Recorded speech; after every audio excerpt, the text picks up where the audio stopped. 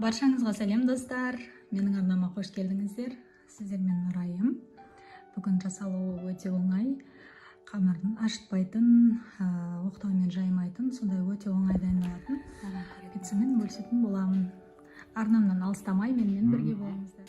Заттар: ет, жуа және помидор. Помидордың орнына томат шығарсаңыздар да болады, бірақ мен барлығын бірге өткізіп алатын боламын. Ең алдымен бұнын тартып аламыз ет тартқыштан. Мен бұл жерде помидордың қабығын алып тастадым.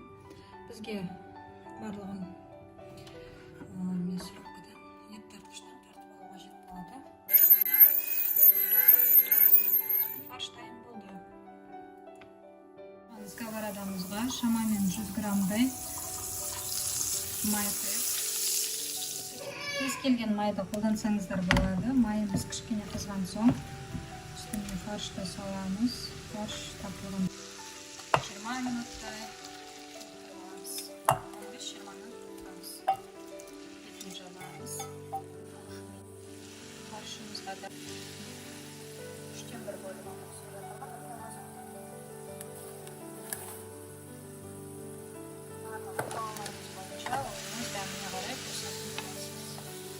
Араластырып береміз.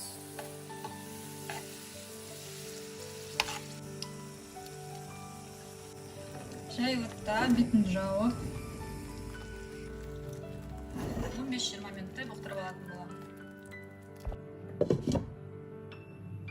Достар, тартылған етіміз әбден дайын болғанша біз пиццаның қамырын жасауға кірісетін боламыз.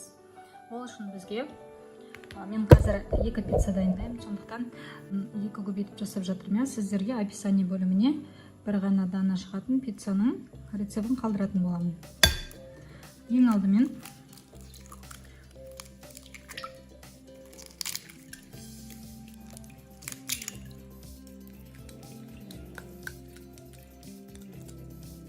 енді үстіне сары майымыз жақсылап араластырамыз.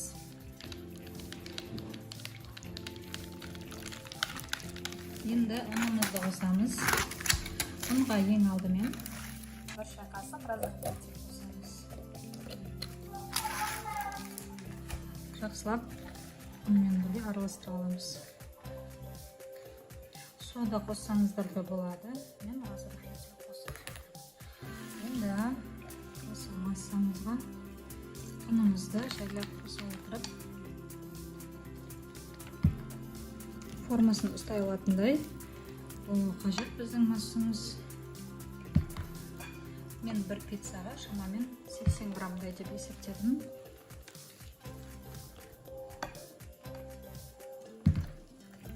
Мінекей осы масса жарап қалады. Мен қазір екінші пиццамыздың начинкасын, салмасын дайындап қоятын боламын.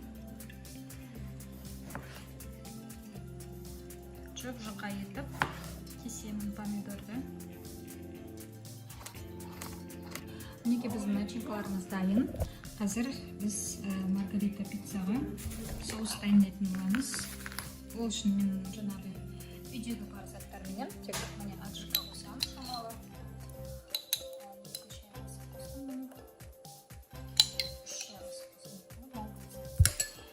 Сонан соң үстіне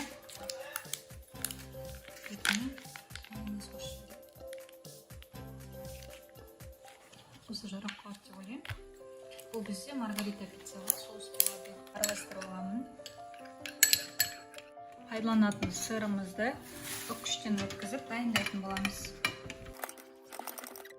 Пергамент қағазын төсеп майлап қойдым. Енді осы тестімізді жартысын пайдаланатын боламын.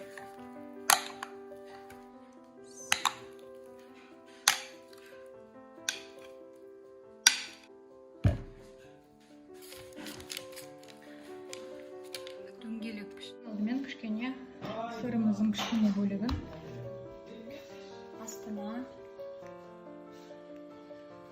жайып шығатын боламыз. Фаршымызды бір араластырып жіберіп, бетіне бір тегіс етіп салып шығатын боламыз. Бетін бір тегіс бөлшетіп, жанына 1 сантиметр жеткізбей жасап шығатын боламыз. Сонан соң бетіне сырымызды сүйеміз. Қыздырылған пеште 180 градус 15 минут ұстаймыз. Мінекей достар, ет пен пиццамыз дайын болды. 15 минутта дайын болып шықты. Иісі бөлінен алып. Келесі маргарита пиццасын дайындауға кірісеміз.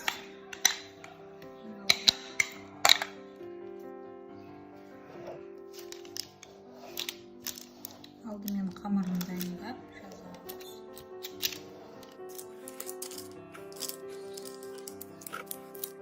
Соусымызды құямыз.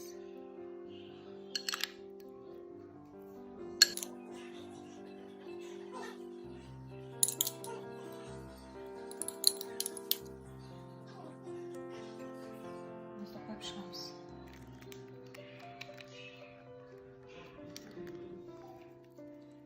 Помидорымызды қоямыз.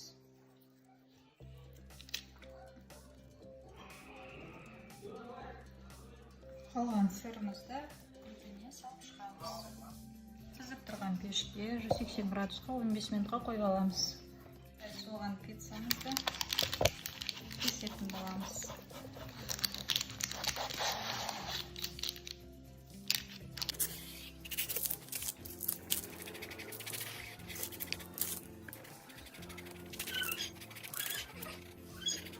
Қазір жолдасым дәмін көретін болады.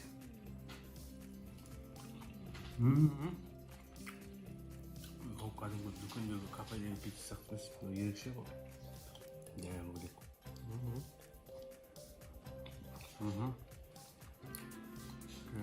Тағы бір көрсетші болғым. Ана көрейін.